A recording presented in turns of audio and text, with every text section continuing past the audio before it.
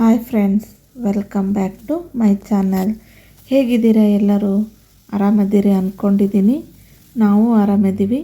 ಬನ್ನಿ ಇವತ್ತಿನ ರೆಸಿಪಿ ಏನು ಅಂತ ನೋಡೋಣ. ಇವತ್ತಿನ ರೆಸಿಪಿ ದಾವಣಗೆರೆ ಸ್ಪೆಷಲ್ ಉದಕದ ಸಾರು ಪಲ್ಯ. ಹೇಗೆ ಮಾಡೋದು ಅಂತ ನೋಡೋಣ.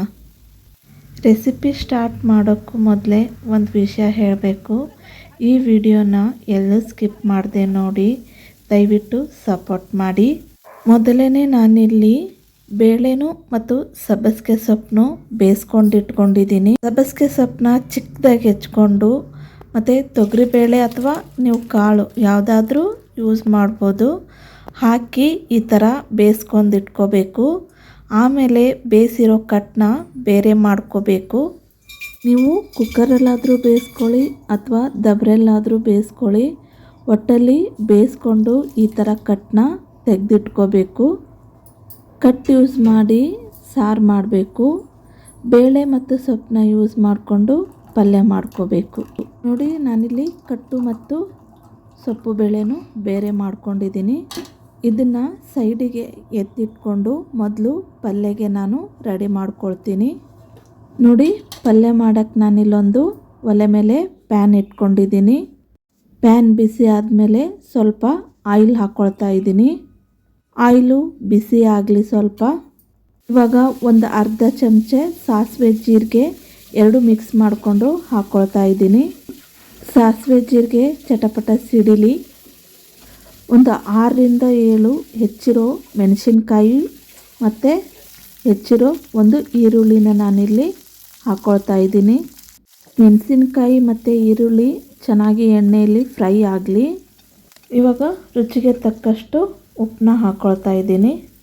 ಚೆನ್ನಾಗಿ ಮಿಕ್ಸ್ ಮಾಡಿಕೊಂಡು ಬೇಯಿಸಿ ತೆಗೆದಿಟ್ಕೊಂಡಿರೋ ಬೇಳೆನು ಮತ್ತು ಸೊಪ್ಪನ್ನು ಈ ಒಗ್ಗರಣೆಗೆ ಹಾಕಿ ಚೆನ್ನಾಗಿ ಮಿಕ್ಸ್ ಮಾಡ್ಕೋಬೇಕು. ನೋಡಿ, ನಾನಿಲ್ಲಿ ಬೇಯಿಸ್ಕೊಂಡಿರೋ ಸೊಪ್ಪು ಮತ್ತು ಬೇಳೆ ಭಾಳ ಬೆಂದ್ಬಿಟ್ಟಿದೆ. ನೀವು ಬೇಕಿದ್ದರೆ ಗಂಡಿರ್ತಾನೆ ಸ್ವಲ್ಪ ತೆಕ್ಕೊಂಡು ಈ ಥರ ಮಾಡ್ಕೋಬೇಕು. ಇದನ್ನೆಲ್ಲ ಇವಾಗ ಚೆನ್ನಾಗಿ ಮಿಕ್ಸ್ ಮಾಡಿಕೊಂಡು ಒಂದು 5-10 ನಿಮಿಷ ಇದನ್ನು ಬೇಯಿಸ್ಕೊಂಡ್ಬಿಟ್ರೆ ಪಲ್ಯ ರೆಡಿ ಆಗೋಯಿತು. ನೋಡಿ, ಇವಾಗ ಪಲ್ಯ ರೆಡಿ ಆಯಿತು. ಸಾರು ಮಾಡ್ಕೊಳ್ಳೋಕ್ಕೆ ಇವಾಗ ಮಸಾಲೆನ ರೆಡಿ ಮಾಡ್ಕೊಳ್ಳೋಣ. ನೋಡಿ, ಸಾಂಬಾರಿಗೆ ಇಲ್ಲಿ ನಾನು ಮಸಾಲ ಐಟಮ್ಸ್ನೆಲ್ಲ ಹುರ್ಕೊಳ್ತಾ ಇದ್ದೀನಿ. ಮೊದಲಿಗೆ ನಾನಿಲ್ಲಿ ಒಂದು 10-8 ಮೆಣಸಿನ್ಕಾಯಿನ ಹಾಕ್ಕೊಂಡು ಹುರ್ಕೊಳ್ತಾ ಇದ್ದೀನಿ. ಹಸಿಮೆಣ್ಸಿನ್ಕಾಯಿನ ಚೆನ್ನಾಗಿ ನಾವಿಲ್ಲಿ ಹುರ್ಕೋಬೇಕು.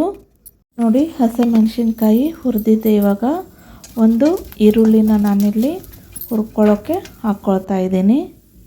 ಈರುಳ್ಳಿನ ಚೆನ್ನಾಗಿ ಹುರ್ಕೋಬೇಕು. ನೋಡಿ, ಒಂದು ಸ್ವಲ್ಪ ಆಯಿಲ್ ಹಾಕ್ಕೊಂಡು ನಾನಿಲ್ಲಿ ಹುರ್ಕೊಳ್ತಾ ಇದ್ದೀನಿ.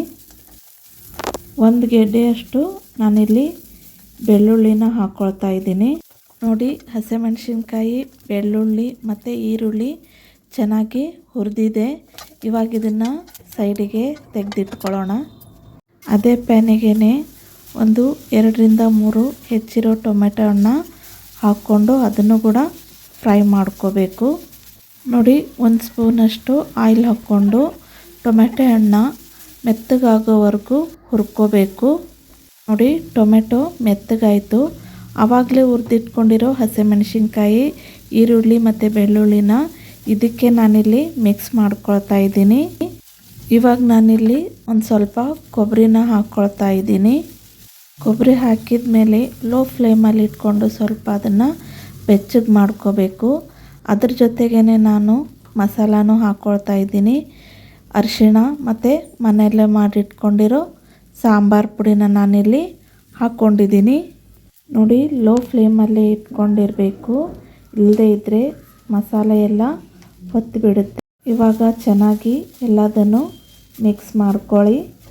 ನೋಡಿ, ಇದು ರೆಡಿ ಆಯಿತು. ಗ್ಯಾಸ್ ಬಂದ್ ಮಾಡ್ಕೊಳ್ಳಿ. ಇದಕ್ಕೆ ಕೊತ್ತಂಬರಿ ಹಾಕ್ಕೊಂಡು ಇದು ತಣ್ಣಗಾದ್ಮೇಲೆ ರುಬ್ಬಿ ತೊಗೊಂಬರ್ತೀನಿ. ನೋಡಿ, ಸೊಪ್ಪು ಮತ್ತು ಬೇಳೆನ ಬೇಯಿಸಿರೋ ಕಟ್ಟನ್ನ ಏನು ತೆಗೆದಿಟ್ಕೊಂಡಿದ್ವಲ್ಲ, ಅದಕ್ಕೆ ನಾನಿಲ್ಲಿ ಆವಾಗಲೇ ಹುರಿದು ರುಬ್ಕೊಂಡು ತಂದಿರೋ ಮಸಾಲೆನ ನಾನಿಲ್ಲಿ ಹಾಕ್ಕೊಳ್ತಾ ಇದ್ದೀನಿ. ಮಸಾಲೆ ಹಾಕಿದ ಮೇಲೆ ನಿಮಗೆ ಸಾರಿನ ಅಳತೆ ಎಷ್ಟು ಬೇಕೋ ಅಷ್ಟು ನೀರು ಹಾಕ್ಕೊಂಡು ಇದನ್ನು ಕುದಿಯೋಕ್ಕೆ ಇಡಿ. ಇದಕ್ಕಿವಾಗ ರುಚಿಗೆ ತಕ್ಕಷ್ಟು ಉಪ್ಪನ್ನ ನಾನಿಲ್ಲಿ ಹಾಕ್ಕೊಂಡಿದ್ದೀನಿ. ಇವಾಗ ಇದನ್ನು ಚೆನ್ನಾಗಿ 10ರಿಂದ 15 ನಿಮಿಷ ಕುದಿಸ್ಕೋಬೇಕು. ನೋಡಿ, ಇದು ಚೆನ್ನಾಗಿ ಇವಾಗ ಕುದ್ದಿದೆ. ಇದಕ್ಕಿವಾಗ ನಾವು ಒಗ್ಗರಣೆ ಹಾಕ್ಕೊಳ್ಳೋಣ. ಒಗ್ಗರಣೆ ಹಾಕೋಕ್ಕೆ ನಾನಿಲ್ಲೊಂದು ಚಿಕ್ಕದು ದಬರಿ ಇಟ್ಕೊಂಡಿದ್ದೀನಿ.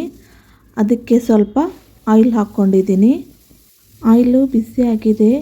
ನಾನಿಲ್ಲಿ ಸಾಸಿವೆ ಜೀರಿಗೆನ ಹಾಕ್ಕೊಳ್ತಾ ಇದ್ದೀನಿ. ಹಾಗೆ ಜಜ್ಜಿಟ್ಕೊಂಡಿರೋ ಬೆಳ್ಳುಳ್ಳಿನ ಹಾಕ್ಕೊಳ್ತೀನಿ. ಬೆಳ್ಳುಳ್ಳಿ ಫ್ರೈ ಆದಮೇಲೆ ನಾನಿಲ್ಲಿ ಕರಿಬೇವನ್ನ ಹಾಕ್ಕೊಳ್ತಿದ್ದೀನಿ. ಕರಿಬೇವನ್ನ ಹಾಕ್ಕೊಂಡಾದ್ಮೇಲೆ ಇಲ್ಲಿ ಕುದೀತಿರೋ ಸಾರನ್ನ ಒಂದೆರಡು ಸೌಟು ಒಗ್ಗರಣೆಗೆ ನಾನಿಲ್ಲಿ ಹಾಕ್ಕೊಳ್ತಾ ಇದ್ದೀನಿ. ಆ ಒಗ್ಗರಣೆನ ಸಾರಿಗೆ ಮಿಕ್ಸ್ ಮಾಡ್ಕೊಳ್ಳಿ.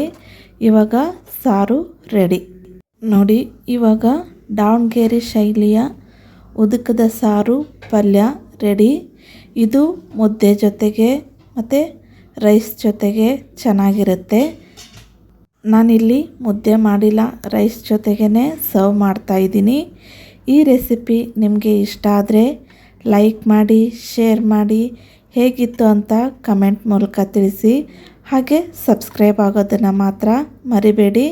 ಮತ್ತೆ ಸಿಗೋಣ ಇನ್ನೊಂದು ವಿಡಿಯೋದೊಂದಿಗೆ. Thank you for the watching.